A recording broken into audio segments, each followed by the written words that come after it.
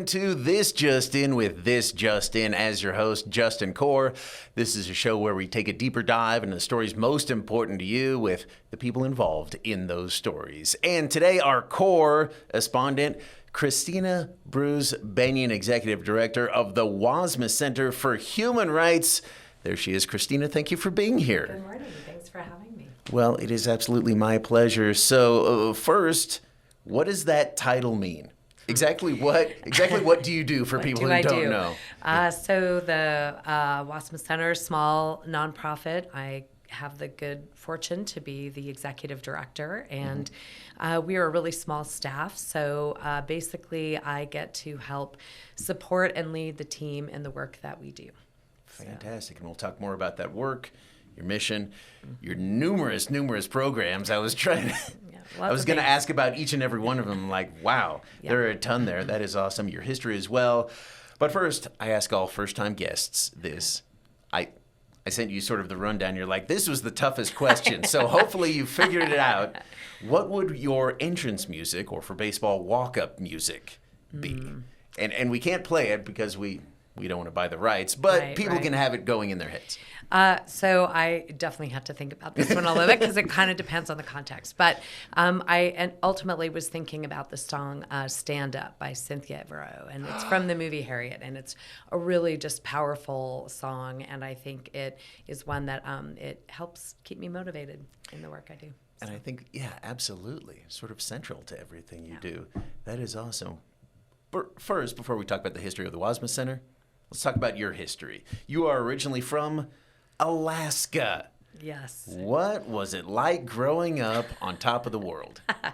Born and raised in Fairbanks, which is kind of up right in the middle of the state. And it was definitely, I would say, for sure cold, like people would imagine. First cold. But, there's something about smaller communities with weather that is challenging that really builds community. And so I think for me, when I think back to my growing up time there, I feel really fortunate that we had really good community, people who, if your car wouldn't start at 40 below or whatever, all the things, that there was just, it was a really strong sense of community. And we had these wild swings between long, cold, dark months, but then you'd hit about this time of the year and it didn't get dark again until August. And so as kids, you felt almost sort of solar powered because there was not the come home when it's dark. You just were like feral all summer. So, so I don't know. I was, I had family and friends, and we just enjoyed the outdoors and all that had to offer. And it's a really, really beautiful place. It was good. That was interesting, though, that you talked about that. Both my parents grew up in small rural communities, and they talked about that as well, that it's like we weren't able to get through without each other. Right. Like, you just knew that. You learned those lessons growing up, and because it was learned over decades, people living in those rural communities, that it's like, man, as we only get by, we only get through as a community. True. Yeah. And that is a message that maybe we'll talk more about a little later here on this. Thank you for setting the tone. John Muir said of Alaska, Alaska is at present one of the most wonderful wildernesses left on Earth. Photographer Paul Taggart said of Alaska, I want to go home now. Which quote is truer for you? Gosh, I would probably say the first one, because I think that amazing wilderness is rare in our world, and something that definitely deserves to be protected and is sort of always a little bit at threat at being encroached on. But, there's always something about where we come from, right, and where our roots are. So, clearly I haven't chosen to move back there. But, it is always good to go visit, though. Yeah. So. Those 2-month-long nights are kind of tough, kind of tough to get through. You wound up at Willamette University, got your political science degree, got your master's in education from Boston University. So how much does that understanding of politics and education affect what you do with Wassmuth?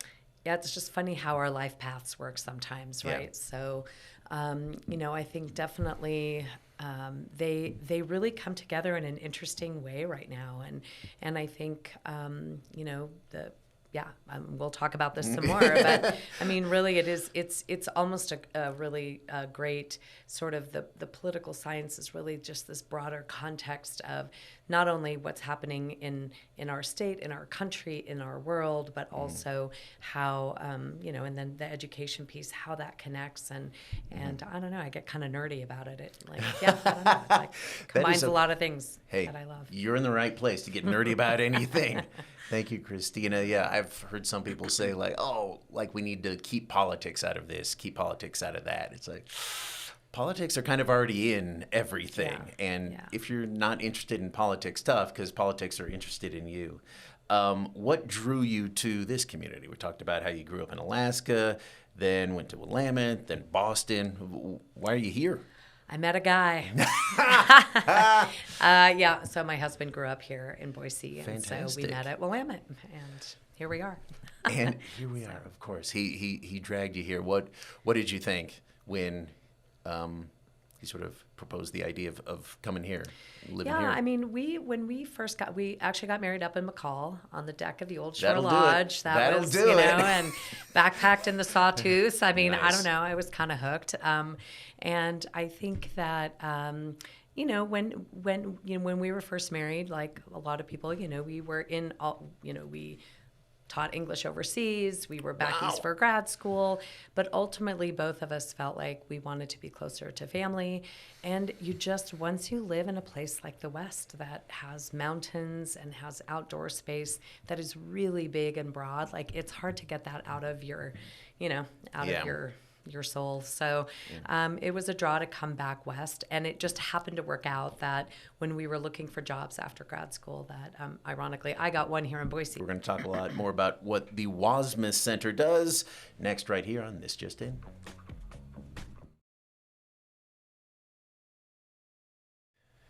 We're back with Christina Bruce-Bennion of the Wassmuth Center. Christina, we'll start with that. The Wassmuth Center, when and why was it formed? So great question. Actually, we are, it's interesting. So the center itself, the nonprofit, was founded in 1996, so almost 30 years ago. Next year will be 30 years since the founding. And it came out of a series of things that were happening in the state at the time. One was the existence of the Aryan Nation compound up north that many people know about. And then also there was some efforts around some legislation known as Prop 1 back in the day. That was an anti-LGBTQIA plus initiative. And then in 1995, there was a traveling exhibit about Anne Frank called Anne Frank in the World that came to Boise. It was on a national tour. The State Museum hosted it, and in much smaller Boise 30 years ago, over 50,000 people came to visit that exhibit, and so there was a group of really intrepid women here locally who felt like all of these sort of things were converging around the need to have a place in our community that we could reflect, learn, and be maybe inspired to continue to work for a better world. And so they created the center, and really that was the start of sort of the friend and fundraising to build the memorial, which opened to the public in 2002. So. Fantastic. What is the center's mission? You talk a little bit about it, but what's sort of the guiding the North Star? Yeah, I mean, well, our mission and the work that we really do is around education. So it's education that is rooted in human rights. So human rights, of not just one focus area, but really broadly. And we have programs for learners of all ages. I think our North Star, though, is really how do we keep working towards communities that center dignity and belonging for everybody. Let's talk a little bit more about when the center was founded. You arrived in this area a few years after that. Yeah. As you said, really tumultuous time. Bill Wassmuth, the Southern Poverty Law Center, others ended up bankrupting the Aryan Nations up north. But what do you remember about being in Boise, in Idaho, during that time when there were those groups of people who saw the threat of the Aryan nations, and that just sort of, letting them be in the wilderness was not an option. Yeah, I mean, interestingly, my first job and what brought us back to Boise was working at the Agency for New Americans, which was a refugee resettlement program, and it still is. And it was interesting working with people who were coming from other parts of the world with refugee status, based on which you only are granted that based on persecution, right? So they are people who had lived through what it is when your human rights are not honored. It's not an abstract idea, right? And to see people in this community responding not to those things, but to something closer to home that could have a similar impact. I mean, the Aryan nations were not just a little club in the woods, right? They were taking all kinds of action that were, it was intimidating, it was violent, murder, armed robbery. I mean, this was a hardcore effort, and so to me, I thought it was this really interesting introduction to this new community that I was in, to be sort of working with people coming from other places in the world, but at the same time learning about this other effort that was, a few years in at that point, to create this place. I also had the good fortune through that work to meet Marilyn Schuler, who was really instrumental in the early years, both in, the effort to, to bankrupt the Aryan nations, but also, she was under, Governor Batt. She was part of the Human Rights Commission and really led that effort in the state for years. So it was just, again, not a direct connection to this moment, but just this awareness and this interesting connection, I guess, in the work that I was doing and what I was seeing in the community. So. But you saw how, and we continue to see how that fight, how those struggles for people in the LGBTQIA, Jewish community, people who are Black, whatever, affect everyone, and how one group struggles affect the entire community, the entire state. Yes, 100%. You talked about Marilyn. She was instrumental in that. Also, Bill Wassmuth, and you talked about the violence that the Aryan nations was committing. They bombed his house, I believe, once. Yep. Named the center after him. How critical was he to the fight for human rights in this state? Yeah, I mean, I think he was one of many, for sure. Interestingly, he doesn't have specific ties to Boise, but he does to a lot of the people. And, I think what was, I never had the luck to meet Bill Wassmuth. He ultimately, ended up passing away related to ALS. And so he, but having now met many people who worked with him during that time across the Northwest, as the building has come up and opened, we've had several visitors, people who worked with him, some who are now in Seattle and continue to do the work in other parts of the country, as well as up north, Kootenai County, and others who knew him, and family members. So there are lots of Wassmuths, and sometimes groups of the family will come in, and so getting to hear stories. And I think what was really, and I think why Bill kind of, really emerged as one of the real leaders in those efforts was he was not afraid to get louder. And he, really believed in the strength of community and coalition. And it's not one group that can do it, right? We need to come together when we see those things emerge in our community. And he was very committed to that. And they did a lot of really, brave and creative things. You and I talked last year as part of my series on hate in Idaho. I learned that those extremist groups, Aryan Nations being one of them, never fully went away. And for some minority groups in this state, now feels like maybe they're further away from their goals of having equal rights than ever. I guess this may seem like a dumb question, but can the fight for peace, justice ever be completely won? I mean, the optimist in me certainly hopes so. Right. Humans are messy, and a lot of different things motivate us. And I think when there's change, when there's fear, when a lot of maybe long-held ways of looking at the world are challenged. Change is slow. And even with the effort that Marilyn and Bill Wassmuth and the coalitions did back then, it wasn't overnight, right? I mean, it took many, many years for them to successfully, bankrupt the, at least at that stage. And I think part of the reason that maybe that presence, new factors came into the scene, like technology, right? And the internet and social media and all of those kinds of things that allow for people to connect across great distances. I mean, back in the day, Richard Butler would email his cassette tapes of his sermons out to the world, right? And so, now that kind of information can go out to so many more people and much faster, right? And so I think that as those kinds of things adapt, folks who are aligned with those ideologies will find new ways to keep spreading that message. And then I believe the same things that helped back then, that have helped at different times in history to move the needle on protecting rights in a better way, those formulas aren't different. And I think sometimes it's recognizing what you're up against and continuing to stay in it. Yeah. And I would assume, and you can correct me, but also continuing to adapt as misinformation and that sort of thing is being spread quickly, spreading education in the same way. Right. Yeah. Making it more accessible. Yes. The Wassmuth Center built the Anne Frank Human Rights Memorial, very powerful symbol, one of the gems there in Boise. What can you say about it?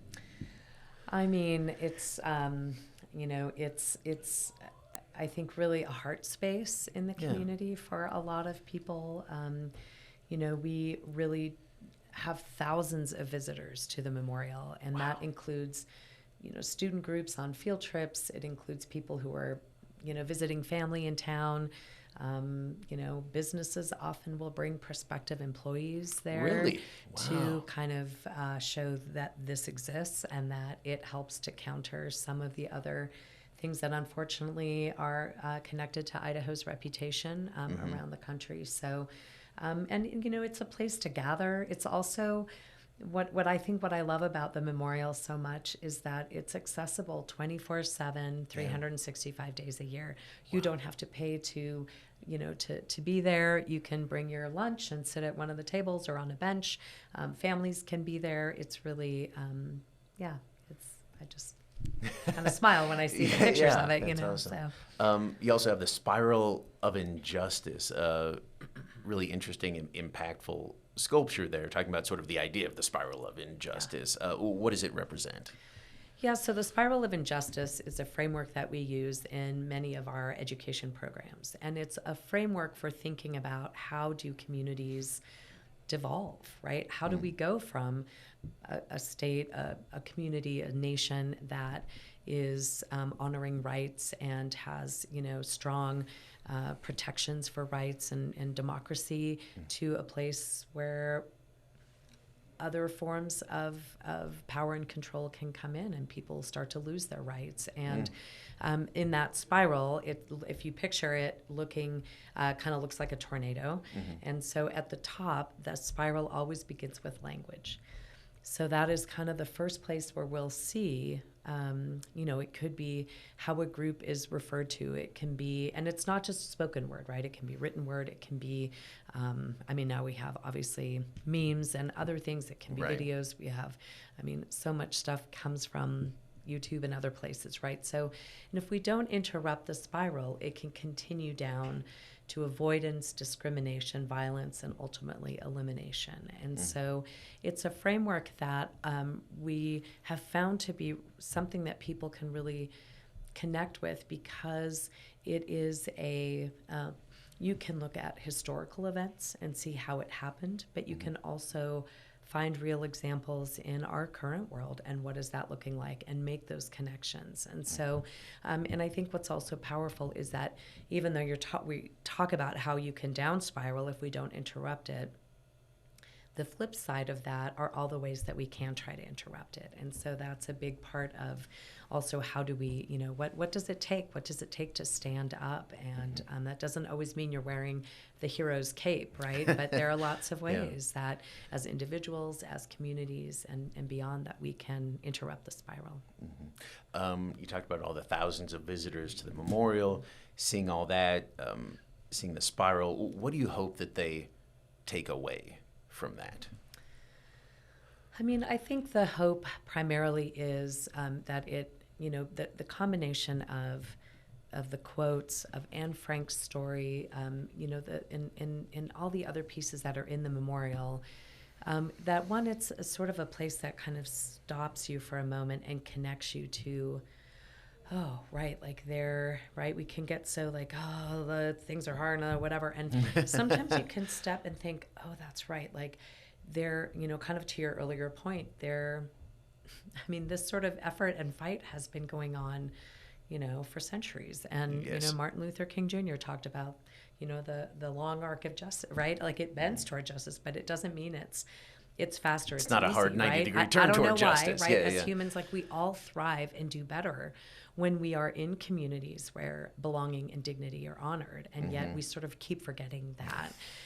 And so I think the memorial part of it is it remains a place to help us remember, and then to maybe connect with one of the quotes or the spiral statue it's interesting since COVID, one of the parts of the memorial has kind of the lines etched in the ground that represent how big the space that Anne Frank and her family and the others were in hiding for 2 years. And it's interesting how after COVID, people weren't in hiding, right? But after we experienced this prolonged time of not maybe being able to be with, with loved ones or not at school or at work or whatever, people have related very differently to that sort of that idea. I've heard many people comment on, oh my gosh, I can't imagine. I couldn't even stay in my house for 3 months or whatever. And so I think it is that opportunity. And then because, again, the work and the mission that we do is education, there's so much richness there to build on, right? And to kind of just find new ways to approach these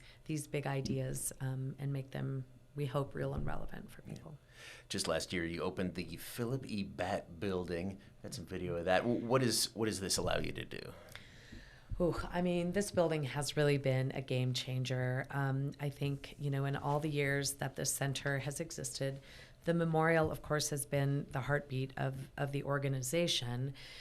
And, over time, with the addition of what we call the outdoor classroom, which is the Marilyn Schuler outdoor classroom in the memorial, there was space to do some programming there, but you're always at the mercy of the weather.